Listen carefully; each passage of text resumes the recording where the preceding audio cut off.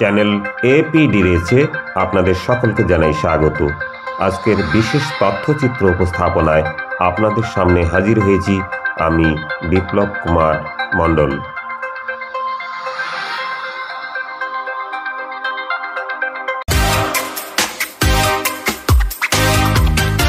উত্তর দিনাজপুর জেলার রায়গঞ্জ শহরের লাগোয়া উদয়পুর বালিকা বিদ্যালয়ের কাছে তৈরি হলো এক সায়েন্স পার্ক। ছবিঘর নামের এই সায়েন্স পার্কটি রায়গঞ্জের বিশিষ্ট চক্ষুরোগ বিশেষজ্ঞ অশোক কুমার দত্ত ও তার স্ত্রী সংহিতা দত্তের মস্তিষ্ক প্রসূত ফল। দীর্ঘ কয়েক বছরের ভাবনা, প্রচেষ্টা ও পরিশ্রমের মাধ্যমে রায়গঞ্জের উদয়পুরে স্থাপিত হয়েছে এই সায়েন্স পার্কটি। শুধু মনোরঞ্জন নয়, শিশুদের বিজ্ঞান শিক্ষায় হাতেখড়ি দেওয়ার পরিকল্পনা নিয়ে গঠিত হয়েছে এই পার্কটি।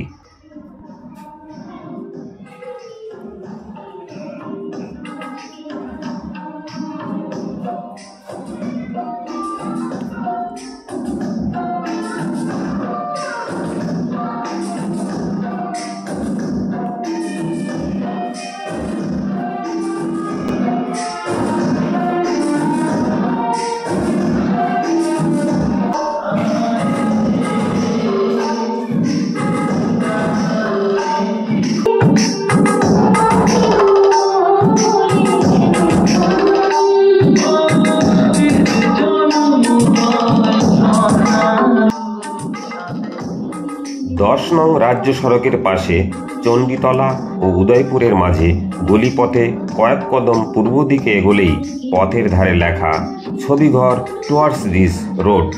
যে লেখাটির মধ্যে দিয়েই পাওয়া যায় এই পার্কটি তৈরির পেছনে থাকা মূল ভাবনা। লেখার মাঝে লুকিয়ে থাকা ইসরো মহাকাশ গবেষণা সংস্থা আগামী দিনে এই পার্কে আসা ক্ষুদে পড়ুয়াদের কাছ থেকেই যেন আশা করছে ভবিষ্যতের কোনো বৈজ্ঞানিকের মুখ।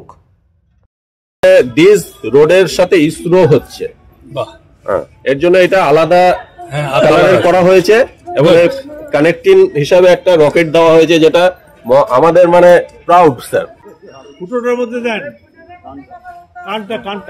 পার্কের ভেতরে পদার্থবিদ্যার নানা বিষয়কে সুন্দর করে সাজানো হয়েছে।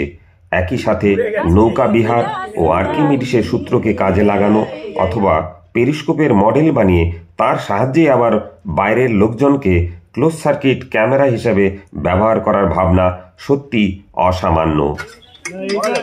কোথাও আবার একই সাথে বিজ্ঞান ভাবনাকে শরীর চর্চা ও একই সাথে আলাপচারিতার মাধ্যমে একে অপরের মধ্যে পারস্পরিক বন্ধনকে আরও সুদৃঢ় করার ব্যবস্থা বা বুদ্ধি অত্যন্ত প্রশংসনীয়। ক্ষুদে শিশুদের জন্য বোটিংয়ের ব্যবস্থা, নাগরদোলা, দোলনা, দুরালাপ করার বিশেষ নল, দৃষ্টিভ্রম বা ইলুশনের কারণ জানা, এই সব বিষয়গুলো শুধুমাত্র অবাঞ্ছিত কিছু বস্তুকে কাজে লাগিয়ে খুব সুন্দর করে ফুটিয়ে তোলা হয়েছে।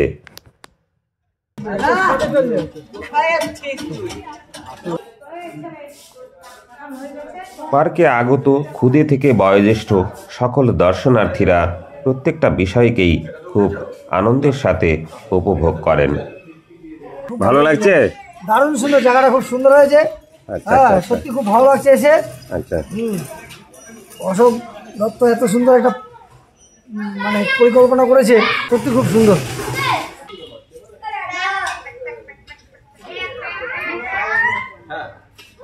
যার জন্য এটা ডুবে যাচ্ছে না, এটাকে বাংলায় প্লবতা বলে, হ্যাঁ, আর ইংরেজিতে বায়োয়েন্সি ফোর্স বলে। আচ্ছা, ওটা দেখেছো? ওখানে কি দেখা যাচ্ছে?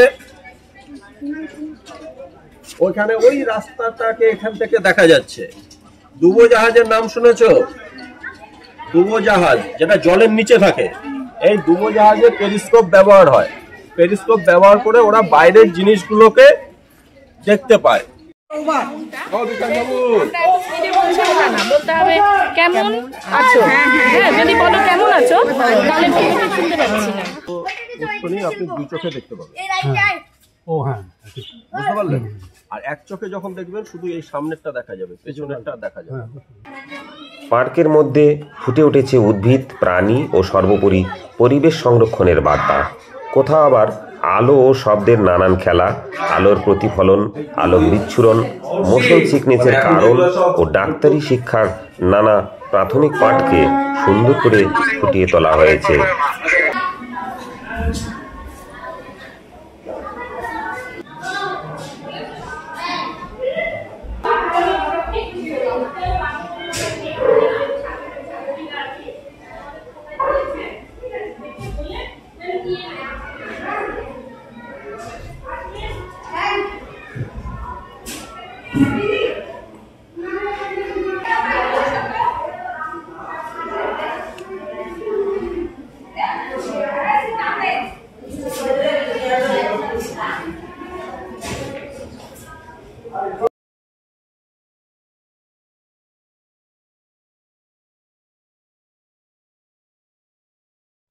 ডাক্তার অশোক কুমার দত্ত ও তার পরিবারের এই অসাধারণ ভাবনা ও প্রচেষ্টার নবসৃষ্টিকে ঈশ্বরের আশীর্বাদ প্রসূত ফল ছাড়া কী বা বলা যেতে পারে।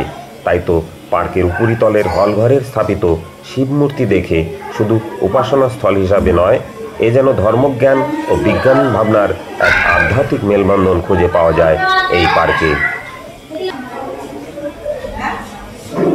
আগামী দিনে শুধু উত্তর দিনাজপুর জেলা নয়, গোটা রাজ্যের কাছে এই পার্কটি হতে চলেছে একটি আকর্ষণের কেন্দ্রবিন্দু।